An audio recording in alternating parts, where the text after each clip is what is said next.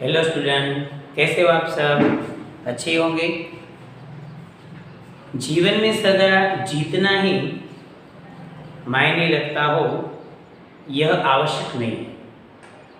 जीतना ही जरूरी नहीं है। कभी कभी हार कर भी व्यक्ति जीत जाता है। जीवन में छल करना सरल है, किंतु उस छल से प्राप्त हुई जीत को पचा पाना मुश्किल है। विशेषकर जब हम किसी के विश्वास को छलते हैं तब, कि हम किसी के विश्वास को तोड़ दें तो वो सबसे बुरी बात है। जीवन में सदा जीतना ही मायने रखता हो यह आवश्यक नहीं है। कभी कभी इंसान हार कर भी जीत जाता है। ऐसा होता है? आपको लगता है ऐसा होता है? होता है? तो देखते हैं। हमारा चैप्टर नंबर 6 है।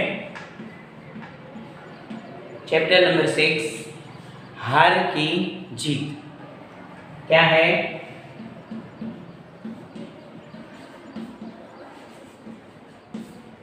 हार की जीत। हार की जीत यानी कि हारने वाला जीत गया, ऐसा चैप्टर है। तो वही बता रहे ना मैं कि जीवन में सदा जीतना ही मायने रखता हो यह आवश्यक नहीं है। कभी कभी हारना भी पड़ता है। तो वो हम देखते हैं कि माँ को अपने बेटे और किसान को अपने लहलहाते खेत देखकर जो आनंद आता है, वही आनंद बाबा भारती को अपना घोड़ा देखकर आता था। इसमें कैरेक्टर है बाबा भारती।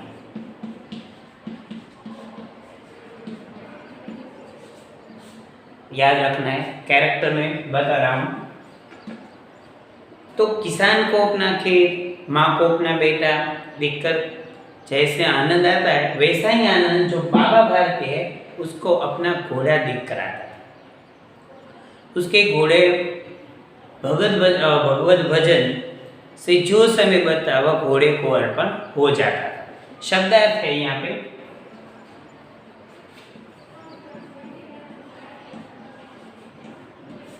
शब्दार्थ कौन सा निकला? तो अर्पण।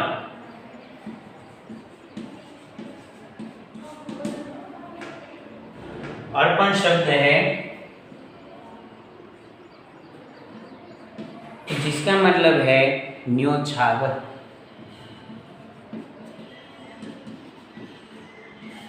क्या है उसका मतलब? न्योछावर, यानी कि उसके ऊपर समर्पित हो जाए। तो भगवत भजन से जो समय बचता था वह घोड़े को अर्पण हो जाता था। वह घोड़ा बड़ा सुंदर था, बड़ा बलवान था। उसके झुंड का घोड़ा सारे इलाके में न था। बाबा भारती उसे सुल्तान कहकर पुकारते थे। यहाँ याद रखना है, सुल्तान। घोड़े का नाम क्या है? सुल्तान। अपने हाथ से खरारा करते, खुद दाना खिलाते और देख देख कर प्रसन्न रहते थे। बाबा भारती घोड़े को देखकर एकदम प्रसन्न रहते, खुद दाना खिलाते, जो भी कुछ हो सब वो करते थे, तो वो खुश रहते थे। उन्होंने रुपया, माल, जमीन आदि अपना सब कुछ छोड़ दिया था। यहाँ तक कि उन्हें नगर के जीवन से भी घृणा थी। अब वे गांव से बाहर एक छोटे से मंदिर में रहते और भगवान का भजन करते थे। बस तो फकीर हो गए। देखो कि उसने अपना सारा माल, सामान, जमीन सब कुछ छोड़ दिया था। उसको नगर के जीवन में भी नहीं रस। वो कहाँ चले गए थे? नगर के बाहर एक छोटी सी कुटिया बना के वहां पे रहते थे। लेकिन एक उसके साथ था सुल्तान, बस दूसरा कुछ उसे चाहिए नहीं। लेकिन सुल्तान के बिना वो नहीं रह सकते। मैं सुल्तान के बिना, देखो अब वे गांव से बाहर एक छोटे से मंदिर में रहते और भगवान का भजन करते थे। भगवान के भजन में से जो टाइम रहता था वो किसको समर्पित हो जाता था? सुल्तान को। मैं सुल्तान के बिना नहीं रह सकूंगा, उन्हें ऐसा लगता था। वे उसकी चाल पर लट्टू थे। कहते ऐसा चलता है जैसे मोर घटा को देखकर नाच रहा हो। देखो बाबा भारती को दिमाग में क्या घुस गया था कि मैं सुल्तान के बिना नहीं रह सकता। वो चलता हो तो ऐसे देखते रहते थे, कितना मस्त चलता है, जैसे मोर घटा को देखकर नाच रहा है, ऐसा ऐसा कुछ लगता था उसे। जब तक संध्या समय सुल्तान पर बैठकर 8-10 मील का चक्कर न लगा लेते उन्हें चैन न आता। पूरे दिन में शाम के वक्त वो घोड़े पर बैठकर आराम से घूमकर आ जाते थे। ये उसका टाइम था। अब देखो खड़क सिंह उस इलाके का प्रसिद्ध डाकू था। खड़क सिंह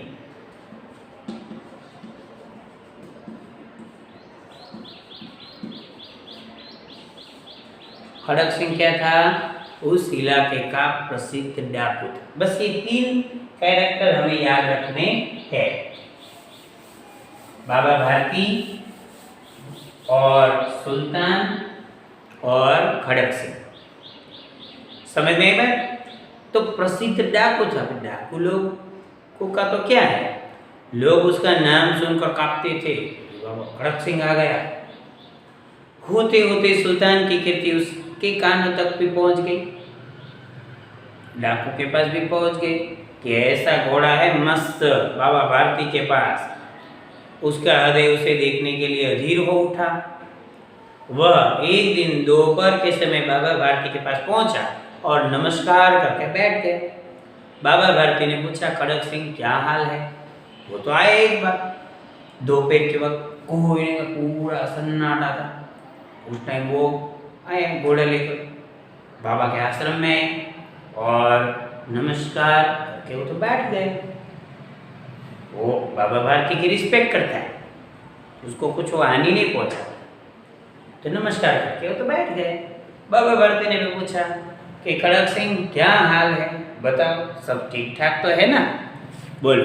बाबा भारती के साथ वो कुछ अलग सा व्यवहार नहीं करता, उसकी रिस्पेक्ट करता है।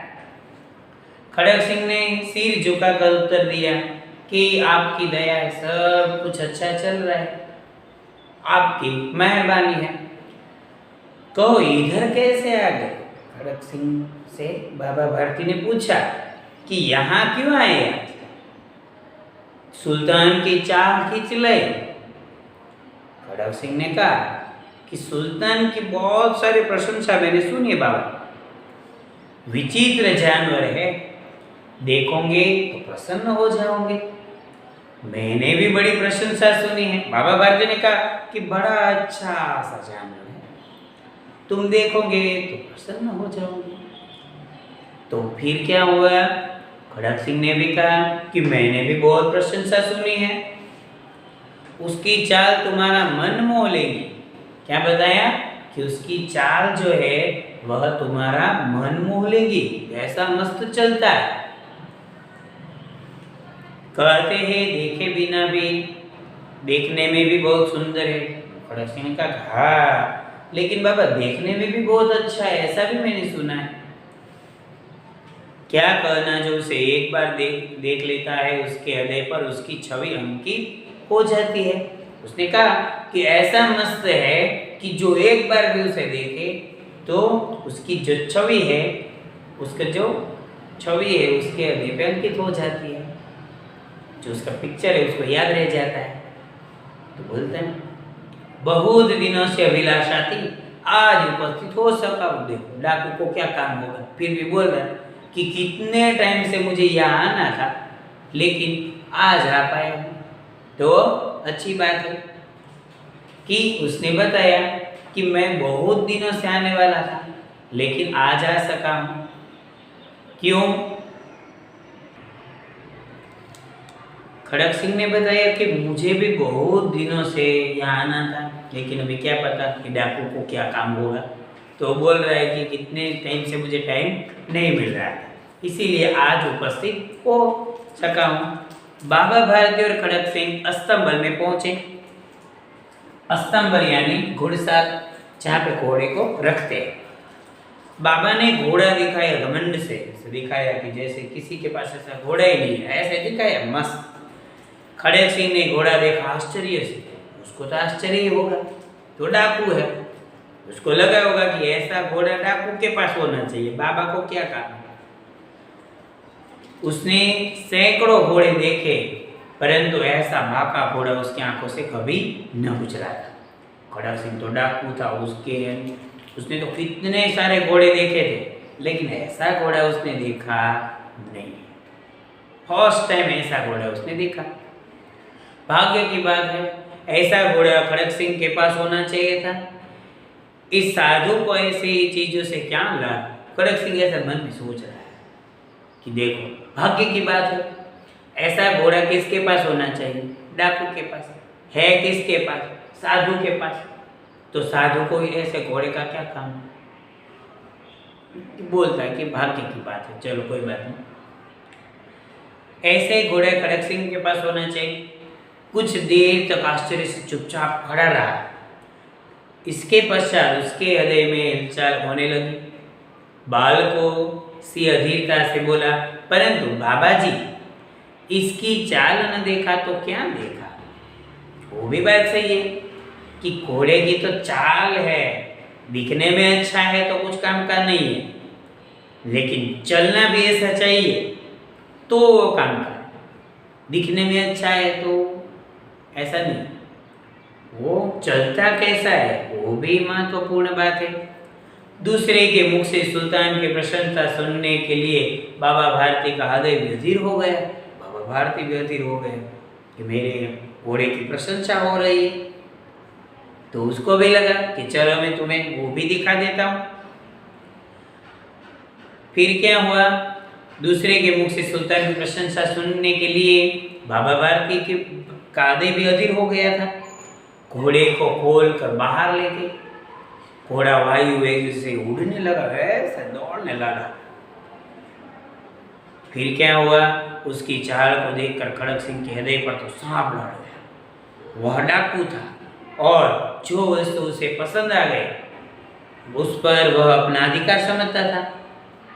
उसके पास बाहुबल था और आदमी भी थे। जाते जाते उसने कहा, बाबा जी, मैं यह घोड़ा आपके पास न रहने दूंगा। देखो ये क्या हो गया प्रॉब्लम। उसने बताया कि मैं ये जो घोड़ा है वो आपके पास रहने नहीं दूंगा। देखो, फिर बाबा भारती को टेंशन आ गया। वो तो डाकू था, वो थोड़ी ना समझावट से मानेगा। लेकिन अब क्या हुआ? बाबा भारती आ गए टेंशन में। पहले तो ये मजे से दिखा रहे थे कि ये घोड़ा है, ऐसा दौड़ता है। अब क्या हुआ? उसने कहा कि मैं ये घोड़ा आपके पास रहने नहीं दूंगा। बाबा भारती डर गए। उसको लगा अब उन्हें रात को नींद न आती। सारी रात अस्तबल की रखवाली करते थे, सारी रात अस्तबल की ओर घूमते थे, देखते थे कि कोई आया नहीं है ना लेने के लिए। सारी रात अस्तबल की रखवाली करने लगे। प्रति क्षण खड़क सिंह का भय लगा रहता था, परंतु कई मास बीत गए, वह न आया। इतना टाइम ऐसे चलेगा। एक मंथ हुआ, दूसरा मंथ स्टार्ट हो गया, लेकिन खड़क सिंह आया नहीं। तो अब यहाँ तक कि बाबा भारती कुछ असावधान हो गए और इस भय को सौंपने के भय की तरह मिथ्या समझने लगे। वो तो अब झूठ समझने लगे कि उसने ऐसा मजाक किया होगा कि मैं आपके पास से घोड़ा रहने नहीं दूंगा। इतने टाइम हो गए लेकिन वो आया नहीं। तो अब बाबा भारती को लगा कि वो अब आने वाला नहीं है, अब मैं आराम से रह सकता हूँ। पहले तो क्या बताया था उसने कि मैं ये घोड़ा आपके पास रहने नहीं दूंगा, बस। अब बाबा भारती डर गए कि भाई ये तो डाकू है, इसका कोई भरोसा हो सकता है। और अब उसने बताया कि अब कितने टाइम चला गया, एक मंथ चला गया पूरा, दूसरा मंथ स्टार्ट हो गया, वो भी आधा चला गया, उसका भी टाइम जाता जाता, लेकिन अभी आया नहीं है। तो बाबा भारती को लगा कि अब वो झूठ बोलता होगा, अभी अब लेने वाला नहीं है। फिर एक टाइम संध्या का समय था। बाबा भारती सुल्तान के पेट पर सवार होकर घूमने जा रहे थे। इस समय उनकी आंखों में चमक थी और मुख पर प्रसन्नता थी, एकदम आनंद से जा रहे थे घोड़े पर बैठ कर ऐसे। और मुख पर कभी घोड़े के शरीर को देखते, कभी उसके रंग को देखकर, और मन में फूले न समाते थे। सहसा एक ओर से आवाज आई, इस कंगले की सुनते जाना। बाबा भारती प्रसन्न होकर जा रहे, एकदम मस्त थे। घोड़े को देखते थे, कितना मस्त घोड़ा है, कितना मस्त उसका रंग है, कैसा चलता है, ऐसे ऐसे ऐसे सोचते सोचते जा रहे थे। उसमें से एक आवाज आई कि कोई मेरी हेल्प कर दो। ऐसी आवाज है कि इस कंगले की सुनते जाना। फिर क्या हुआ? आवाज में करुणता थी, दुख था। करुणा मतलब दुख। बाबा ने घोड़े को रोक लिया। बाबा ने घोड़े को स्टॉप किया कि भाई रुक रुक चल। देखा एक अपाहिज वृक्ष की छांव में पेड़ करा रहा था, ऐसे आवाज कर रहा था कि मुझे हेल्प कर दो, मेरी हेल्प करो। बोले क्यों, तुम क्या कष्ट है? बाबा भारती ने बताया कि भाई तुम्हें क्या कष्ट है, क्या मुश्किल है, क्यों ऐसा कर रहे हो? अपाहिज ने हाथ जोड़कर कहा, बाबा मैं दुखियारा हूँ, मुझ पर थोड़ी दया करो। रामबाला यहाँ से 3 मील है, मुझे वहाँ जाना है। घोड़े पर चढ़ा लो, परमात्मा तुम्हारा भला करेगा। उसने कहा कि यहाँ से रामबाला गांव का नाम है, कि यहाँ से रामबाला है गांव, वो थोड़ा ही दूर है, मुझे वहाँ तक ले चलो, भगवान तुम्हारा भला करो। ऐसा उसने कहा। वहाँ तुम्हारा है कौन? बाबा भारती ने कहा कि भाई वहाँ तुम्हें जाना है, लेकिन वहाँ तुम्हारा है कोई? फिर वहाँ जाकर तुम क्या करो? उसे तो अच्छा है कि यहाँ पे पड़े रहो। दुर्गादत्त वैद्य का नाम आपने सुना होगा, मैं उसका सौतेला भाई हूँ। उसने कहा कि दुर्गादत्त वैद्य है, वो मेरे भाई है, उसके वहाँ मुझे जाना है। बाबा भारती ने घोड़े से उतरकर अपाहिज को घोड़े पर सवार किया और स्वयं उसकी लगाम पकड़कर धीरे धीरे चलने लगे। उसको बिठा दिया घोड़े पर और ऐसे ऐसे ऐसे ऐसे पकड़कर चलने लगे। अच्छा हो गया। सहसा उन्हें एक झटका सा लगा। बाबा भारती ऐसे चल रहे थे धीरे धीरे, तो अचानक से झटका लगा और हाथ से लगाम छूट गई और घोड़ा है तो दौड़ने लगा। अब ये क्या हो गया? सहसा उनसे एक झटका सा लगा और लगाम हाथ से छूट गई। उनके आश्चर्य का ठिकाना न रहा जब उन्होंने देखा कि अपाहिज घोड़े की पीठ पर तनकर बैठा था। कैसा? अपाहिज। अभी कैसा हो गया? अच्छा वाला हो गया। वो तो तन कर बैठ गए घोड़े के ऊपर। फिर और घोड़े को दौड़ाए लिए जा रहे। उनके मुख से भय, विस्मय और निराशा से मिली हुई चीख निकली। वह अपाहिज डाकू खड़क सिंह था। बाबा भारती कुछ देर तक चुप रहे और कुछ समय पश्चात कुछ निश्चय करके पूरे बल से चिल्लाकर बोले, जरा ठहर जाओ। बाबा भारती ने कहा, जरा ठहर जाओ। चिल्लाकर बोले। वो अपाहिज कौन निकला? खड़क सिंह। और उसने ऐसी चाल चली कि अपाहिज बनकर बैठ गया और फिर बाबा भारती को कहा मुझे वहाँ तक ले चलो। तो फिर बाबा भारती ने उसकी हेल्प की। तो हेल्प की जगह क्या हो गया? वो अपाहिज था और निकला कौन? डाकू। वो तो भागने लगा ऐसे ऐसे करके। फिर बाबा भारती ने कहा कि रुक जा, थोड़ी देर रुक जा। अब बाबा भारती उसके साथ बात करते हैं। खड़क सिंह ने यह आवाज़ सुनकर घोड़ा रोक लिया। देखो, खड़क सिंह भी उसकी रिस्पेक्ट करता है डाकू, लेकिन बाबा भारती की रिस्पेक्ट करता है। उसने स्टॉप कर दिया, घोड़े को स्टॉप कर दिया। खड़क सिंह ने यह आवाज सुनकर घोड़ा रोक लिया और उसकी गर्दन पर प्यार से हाथ फेरते हुए कहा, बाबा जी, यह घोड़ा अब न दूंगा। ऐसे घोड़े पर बैठा बैठा बोल रहा है कि बाबा प्रणाम, मुझे माफ कर दो, लेकिन ये घोड़ा मैं नहीं दूंगा। बोलो, उसने बताया कि घोड़ा मैं नहीं दूंगा। आप चाहे जो मुझसे मांगो, लेकिन मैं ये घोड़ा आपको नहीं दूंगा। बाबा जी ने कहा कि परंतु एक बात सुनते जाओ। खड़क सिंह ठहर गए। बाबा भारती ने निकट जाकर उसकी ओर ऐसी आंखों से देखा जैसे बकरा कसाई की ओर देखता है और कहा, यह घोड़ा तुम्हारा हो चुका है, मैं तुमसे इसे वापस करने के लिए न कहूँ, परंतु खड़क सिंह केवल एक प्रार्थना करता हूँ, इसे अस्वीकार न करना, नहीं तो मेरा दिल टूट जाएगा। बाबा ने ऐसा कहा। बोल, घोड़ा मांगा भी नहीं। उसने कहा कि मुझे घोड़ा नहीं चाहिए, ये घोड़ा तुम्हारा हो चुका, तुमने ले लिया, ये तुम रखो, मुझे वो कुछ सुनना नहीं है, मैं घोड़ा नहीं मांगूंगा, लेकिन मेरी एक बात सुननी पड़ेगी और तुम उसका अस्वीकार मत करना। जो तुमने अस्वीकार किया है तो मेरा दिल टूट जाएगा। ऐसा बता दिया कि उस जो मैं बात तुम्हें बताने जा रहा हूँ उसका अस्वीकार मत करना। ऐसा क्या होगा? ऐसा बाबा भारती क्या सोच रहे होंगे? खड़क सिंह भी सोच में पड़ गया कि बाबा भारती घोड़े को कितना प्यार करते थे।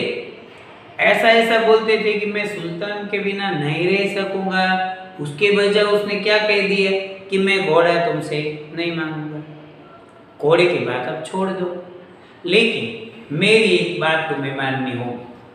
अभी वो बात क्या होगी क्या पता। और उसने कह दिया कि मेरी एक बात तुम्हें माननी होगी।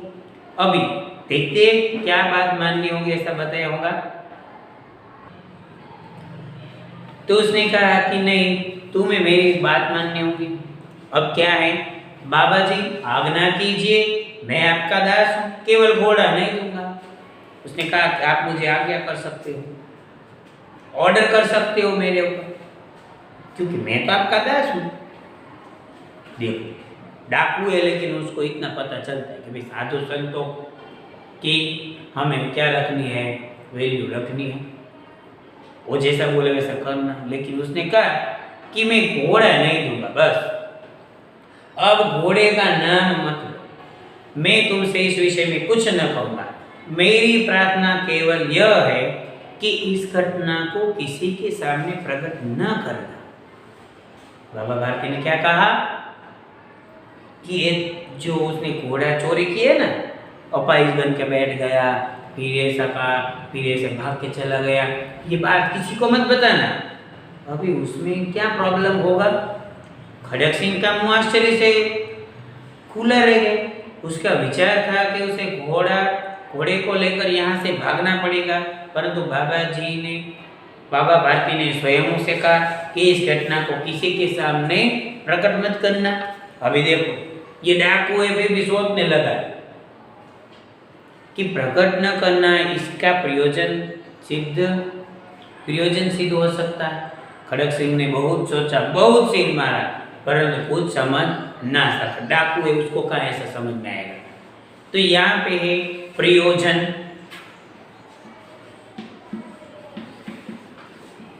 प्रयोजन मतलब अर्थ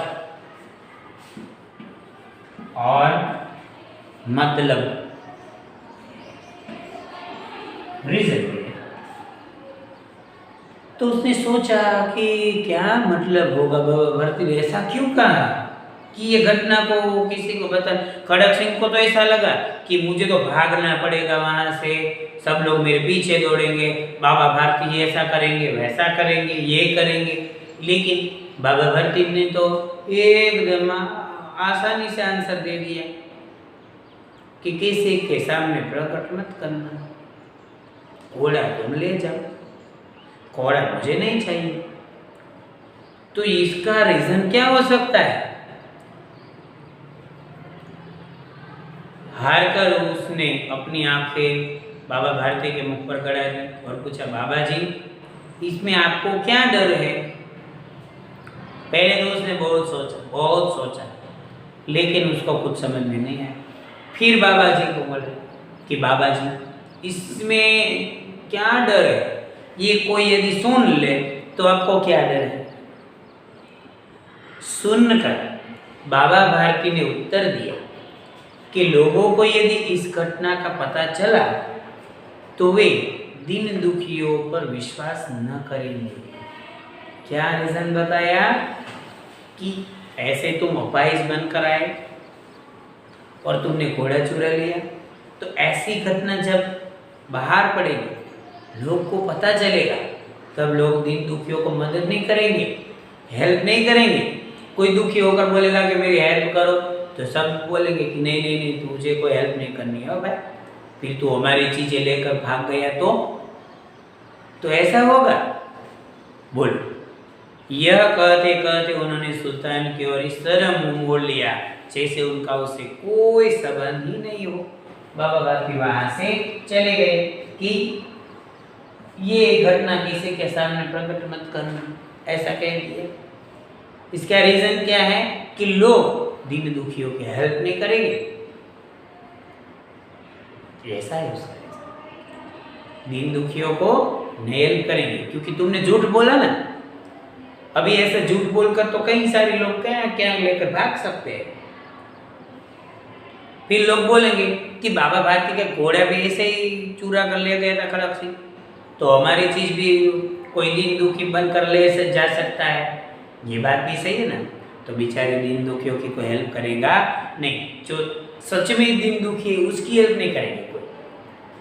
यह कहते कहते उन्हें देखा बाबा भारती चले गए, परंतु उनके शब्द खड़क सिंह के कानों में इसी प्रकार गूंजते रहे। सोचता था कैसे ऊंचे विचार है, कैसा पवित्र भाव है। देखो खड़क सिंह पूरे रास्ते में सोचता रहा कि उसने ऐसा कहा कि लोग दीन दुखियों की हेल्प नहीं करेंगे, इस घटना को किसी के सामने प्रकट मत करना। कितना चाहते थे वो अपने घोड़े को, सुल्तान को कैसे रखते थे, उसके बजाय क्या हुआ? ये खड़क सिंह सोच में पड़ गया कि ये क्या है, ये संत है, कैसा पवित्र। उन्होंने इस घोड़े से प्रेम था, इसे देखकर उनका मुख फूल की तरह खिलता था। कहते थे इसके बिना मैं नहीं रह सकूंगा, इसकी रखवाली में वे कई रात सोए नहीं, भजन भक्ति न कर रखवाली करते रहे, परंतु आज उनके मुख पर दुख की रेखा तक दिखाई न पड़ती। उन्हें केवल यह ख्याल था कि कहीं लोग दीन दुखियों पर विश्वास करना छोड़ न दे।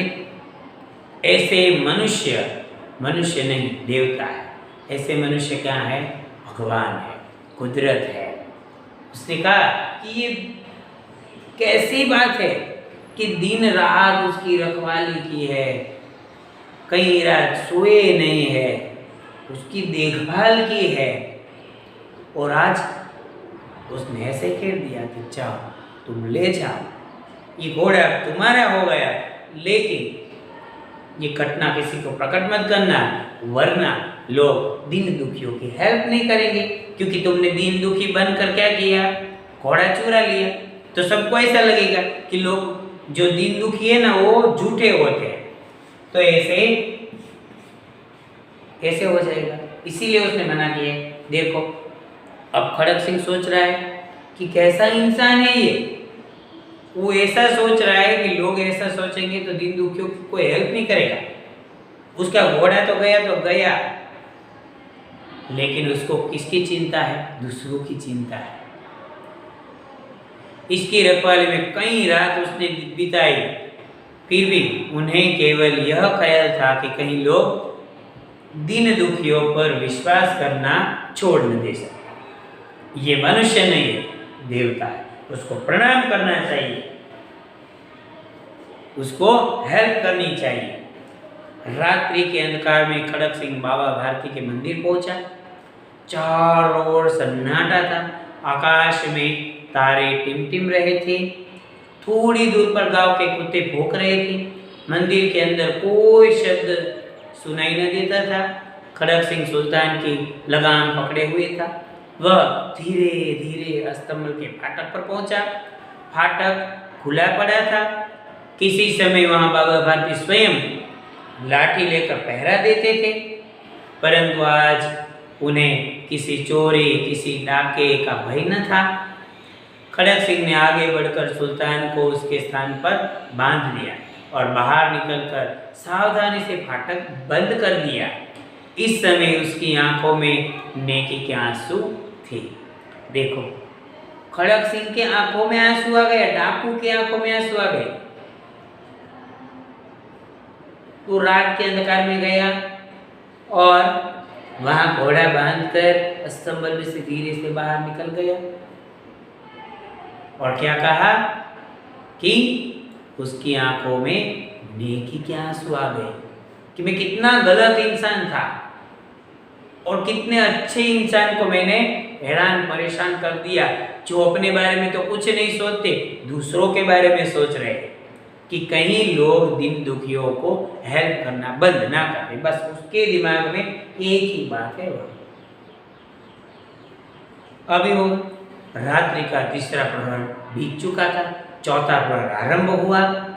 होते ही बाबा भारती अपनी कुटिया से बाहर निकले, ठंडे जल से स्नान किया। बाबा भारती का जो डेली होता है वैसे वो अभी अपने काम करने लगे। उसके पश्चात इस प्रकार जैसे कोई स्वप्न में चल रहा, उसके पांव अस्तबल की ओर बढ़े, परंतु फाटक पर पहुंचकर उनको अपनी भूल का अनुभव हुआ था। साथ ही घोर निराशा ने पांव को मन भर भारी बना ली। वे वहीं रुक गए।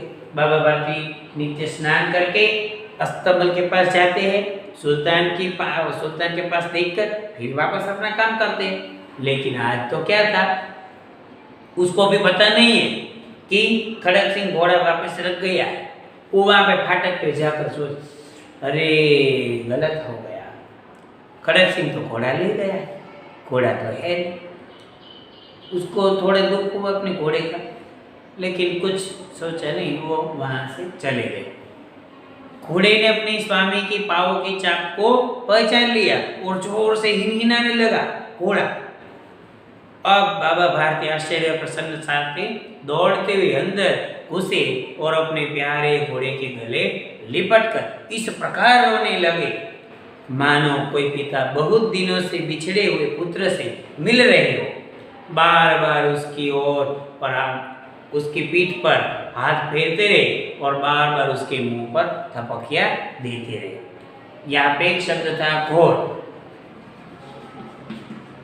तो उसका मतलब है भयंकर।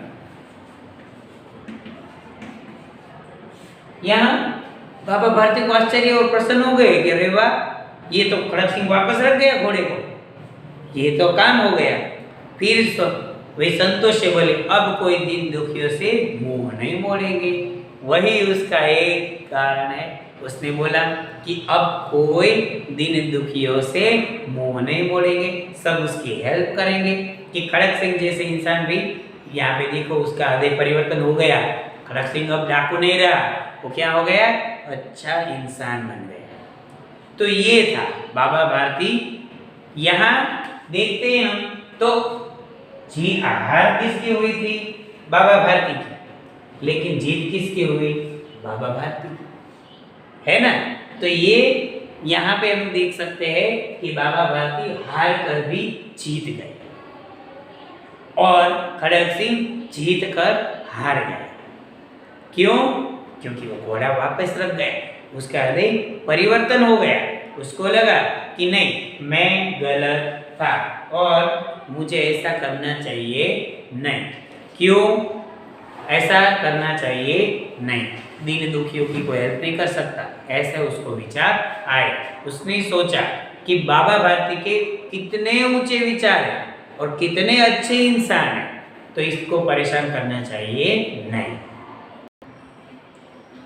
तो यहाँ हमने देखा कि वास्तव में खड़क सिंह की जीत हुई थी घोड़ा लेने में, लेकिन उसने घोड़ा वापस कर दिया, इसीलिए जीत हो गई बाबा की। तो यहाँ हार की जीत। अब हम देखते हैं क्वेश्चन आंसर। बोलने की बारी। बाबा भारती का घोड़ा कैसा था? तो सबको आता है कि बाबा भारती का घोड़ा अद्वितीय था, वह सुंदर और मनोहर चाल चलने वाला था, है ना? एकदम मस्त सुंदर घोड़ा था जो सबको पसंद आ जाए ऐसा। सुल्तान का नाम सुनकर डाकू ने क्या किया? ऐसा कहा कि तो होता है घोड़ा, उसमें क्या है, ऐसा किया? नहीं। तो सुल्तान का नाम सुनकर डाकू का हृदय उसे देखने के लिए अधीर हो उठा और वह एक दिन दोपहर के समय बाबा भारती के पास पहुंच गए। सिर्फ नाम सुनकर बाबा भारती ने घोड़े को किस प्रकार दिखाया? तो बाबा भारती ने खड़क सिंह को अपना घोड़ा सुल्तान बड़े गर्व से दिखाया, क्योंकि ऐसा सुंदर और हष्ट-पुष्ट घोड़ा आसपास के क्षेत्र में किसी के पास नहीं था। ऐसा मस्त घोड़ा कहाँ किसी के पास भी नहीं था, ये तो सिर्फ बाबा जी के पास ही था। तो इसने ऐसे मस्त गर्व से दिखाया कि देख ये है मेरा घोड़ा। फिर बाबा भारती क्यों डर गए थे? है ना इजी क्वेश्चन। बाबा भारती डर क्यों गए? तो खड़क सिंह घोड़े की चाल पर मोहित हो गया था। उसने सोचा कि ऐसा बलवान और सुंदर घोड़ा पर उसका अधिकार होना चाहिए। जाते जाते समय बाबा से कहा गया कि वह घोड़े को उसके पास नहीं रहने देगा। उसने घोड़े को देखा, उसकी चाल देखा, फिर उसको लगा कि ऐसा घोड़ा तो खड़क सिंह डाकू के पास होना चाहिए। तो उसने जाते जाते कह दिया कि मैं ये घोड़ा आपके पास रहने नहीं दूंगा। तो ये 4 क्वेश्चन हमारे थे कि बाबा भारती का घोड़ा कैसा था, सुल्तान का नाम सुनकर डाकू ने क्या किया, बाबा भारती ने घोड़े को किस प्रकार दिखाया, बाबा भारती क्यों डर गए थे, है ना? तो अब है लिखने की बारी। बाबा भारती ने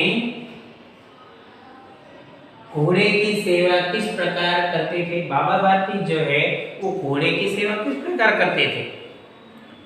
तो देखा था ना चैप्टर में हमने कि किस प्रकार सेवा करते थे, खुद दाना खिलाते थे, ऐसा आया था ना। तो बाबा भारती सुल्तान को अपने हाथ से दाना खिलाते, खड़ा करते और उसे देखकर प्रसन्न रहते थे, एकदम मस्त। तो जो चैप्टर स्टार्ट होता था वही लाइन बहुत मस्त थी कि माँ को अपने बेटे, किसान को अपने लहलाते खेत, उसी प्रकार बाबा भारती को अपना घोड़ा देखकर आनंद मिलता था, प्रसन्नता आती थी। खड़क सिंह कौन था? वह बाबा भारती के पास क्यों आया? कौन था खड़क सिंह? अच्छा इंसान था? नहीं, खड़क सिंह डाकू था। खड़क सिंह उस इलाके का कुख्यात डाकू था। लोग उसका नाम सुनकर ही कांप जाते थे। सुल्तान की ख्याति सुनकर वह बाबा भारती के पास आया था कि वो डाकू था और सुल्तान की कीर्ति सुनकर वहां पे आ गया था। उसने घोड़े को कैसे प्राप्त किया? तो वो पूरी स्टोरी है, हमने देखा ये कि उसने घोड़ा कैसे प्राप्त कर लिया था।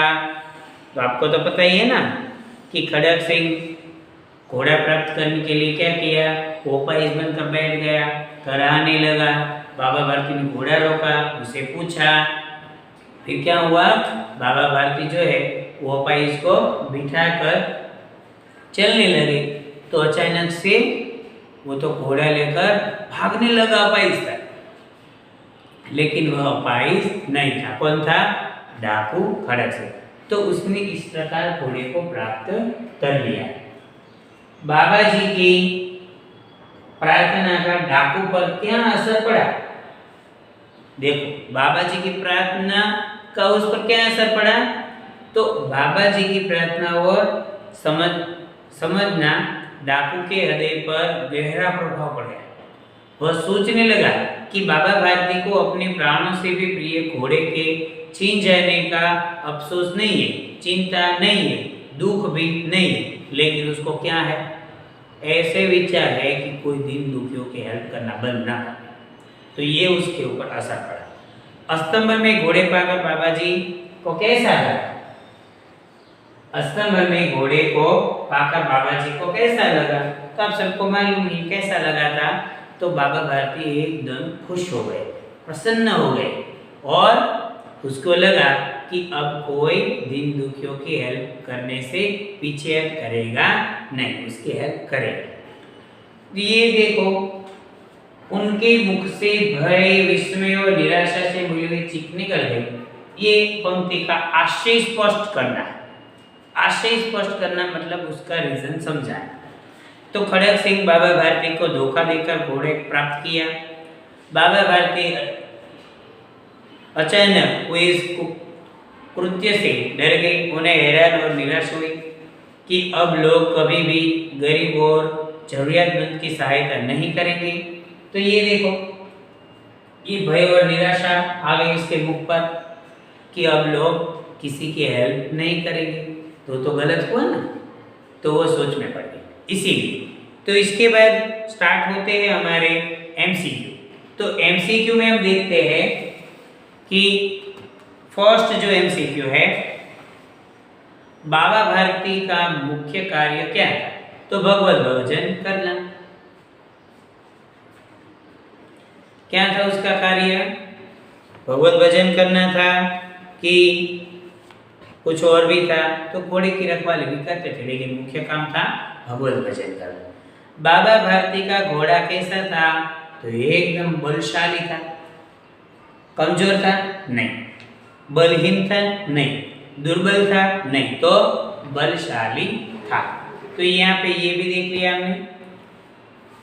बाबा जी ने डाकू से प्रार्थना की कि अपहरण की चर्चा न करना, तुमने जैसे घोड़ा चुराया ये घटना किसी के सामने मत कहना। समझ गए आप लोग? तो ये अब लेते हैं हम भाषा संसार। तो अब देखते हैं भाषा संसार। क्वेश्चन नंबर फर्स्ट है कि आपको क्या करना है, रेखांकित सर्वनाम शब्द के प्रकार बताने हैं। तो फर्स्ट, मैं दुखियारा हूं, उसमें मैं, तो मैं है उत्तम पुरुषवाचक। इस विषय में कुछ न कहूंगा, तो है अनिश्चयवाचक। कोई किसी पर विश्वास न करेगा, तो कोई मतलब अनिश्चय। वे वही रुक गए, तो ये है अन्य पुरुष। बाबा स्वयं उसकी लगाम पकड़कर चलने लगे, तो ये है नीचवाचक। इसकी चाल न देखी तो क्या देखा, ये है प्रश्नवाचक। तो समझ गए? सर्वनाम के प्रकारों पे नाम लिखने नहीं बोलते। एग्जाम में सिर्फ आपको ऐसा कहेंगे कि सर्वनाम के नीचे लाइन करो, क्वेश्चन है तो, वरना नहीं।